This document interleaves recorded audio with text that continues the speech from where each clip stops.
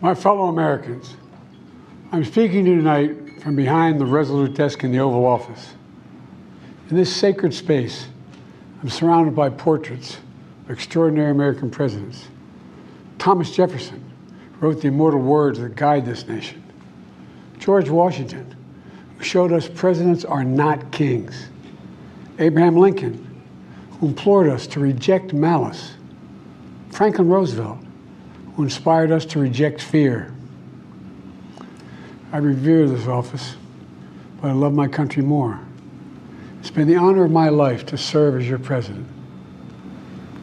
But in the defense of democracy, which is at stake, I think is more important than any title. I draw strength and I find joy in working for the American people. But this sacred task of perfecting our union is not about me. It's about you, your families, your futures. It's about we, the people. And we can never forget that. And I never have. I've made it clear that I believe America is at an inflection point. One of those rare moments in history when the decisions we make now will determine our fate of our nation and the world for decades to come. America's going to have to choose between moving forward or backward, between hope and hate, between unity and division. We have to decide, do we still believe in honesty, decency, respect, freedom, justice, and democracy? In this moment, we can see those we disagree with not as enemies, but as fellow Americans. Can we do that? Does character in public life still matter? I believe I know the answer to these questions because I know you, the American people. And I know this, we are a great nation because we are good people. When you elected me to this office, I promised to always level with you, to tell you the truth. And the truth, the sacred cause of this country is larger than any one of us. And those of us who cherish that cause, cherish it so much, a cause of American democracy itself, must unite to protect it. You know, in recent weeks, it's become clear to me that I need to unite my party in this critical endeavor. I believe my record as president, my leadership in the world, my vision for America's future, all merited a second term. But nothing can come in the way of saving our democracy. That includes personal ambition. So I've decided the best way forward is to pass the torch to a new generation. That's the best way to unite our nation. You know, there is a time and a place for long years of experience in public life. But there's also a time and a place for new voices, fresh voices, yes, younger voices. And that time and place is now. Over the next 6 months, I'll be focused on doing my job as president. That means I'll continue to lower costs for hardworking families, grow our economy. I'll keep defending our personal freedoms and our civil rights, from the right to vote to the right to choose. I'll keep calling out hate and extremism. Make it clear there is no place in America for political violence or any violence ever, period. I'm going to keep speaking out to protect our kids from gun violence, our planet from climate crisis that is the existential threat. And I will keep fighting for my cancer moonshot so we can end cancer as we know it, because we can do it. And I'm going to call for Supreme Court reform because this is critical to our democracy, Supreme Court reform. You know, I will keep working to ensure America remains strong and secure and the leader of the free world. I'm the first president in this century to report to the American people that the United States is not at war anywhere in the world. We'll keep rallying a coalition of proud nations to stop Putin from taking over Ukraine and doing more damage. We'll keep NATO stronger, and I'll make it more powerful and more united than any time in all of our history. I'll keep doing the same for our allies in the Pacific. You know, when I came to office, the conventional wisdom was that China would inevitably surpass the United States. That's not the case anymore. And I'm going to keep working to end the war in Gaza, bring home all the hostages, and bring peace and security to the Middle East and end this war. We're also working around the clock to bring home Americans being unjustly detained all around the world. You know, we've come so far since my inauguration. On that day, I told you, as I stood in that winter, we stood in a winter of peril and a winter of possibilities. Peril and possibilities.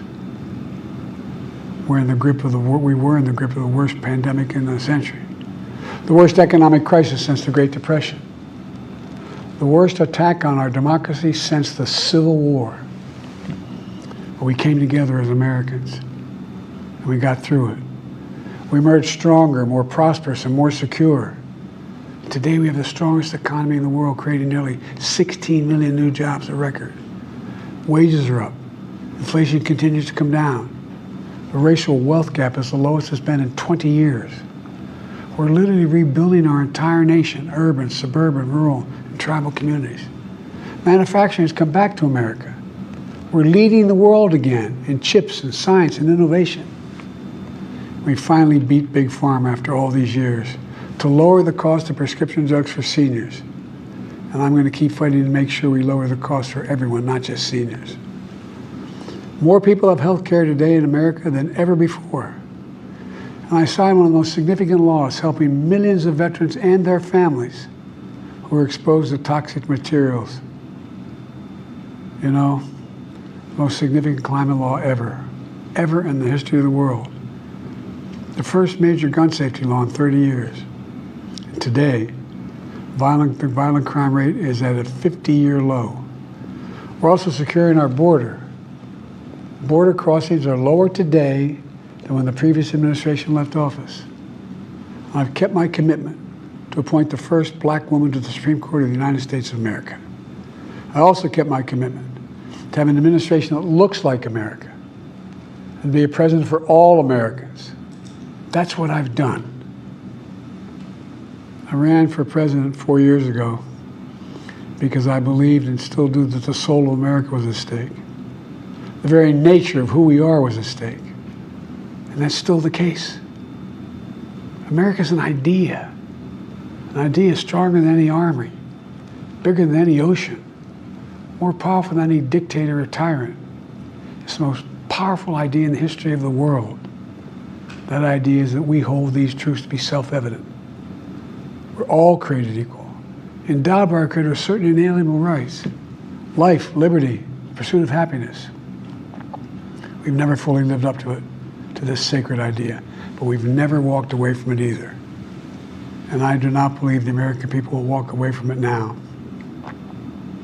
In just a few months, the American people will choose the course of America's future. I made my choice. I've made my views known. I would like to thank our great Vice President Kamala Harris. She's experienced, she's tough, she's capable. She's been an incredible partner to me and a leader for our country. Now the choice is up to you, the American people. When you make that choice, remember the words of Benjamin Franklin hanging on my wall here in the Oval Office, alongside the busts of Dr. King and Rosa Parks and Cesar Chavez. When Ben Franklin was asked, as he emerged from the convention going on, whether the founders have given America a monarchy or republic, Franklin's response was, a republic, if you can keep it. A republic, if you can keep it. Whether we keep our republic is now in your hands. My fellow Americans, it's been the privilege of my life to serve this nation for over 50 years. Nowhere else on earth could a kid with a stutter, from modest beginnings in Scranton, Pennsylvania, and Claymont, Delaware, one day sit behind the resolute desk in the Oval Office as President of the United States. But here I am. That's what's so special about America. We're a nation of promise and possibilities, of dreamers and doers. of ordinary Americans doing extraordinary things. I've given my heart and my soul to our nation, like so many others. I've been blessed a million times in return with the love and support of the American people. I hope you have some idea how grateful I am to all of you. The great thing about America is here, kings and dictators do not rule, the people do. History is in your hands. The power is in your hands. The idea of America lies in your hands. We just have to keep faith, keep the faith, and remember who we are.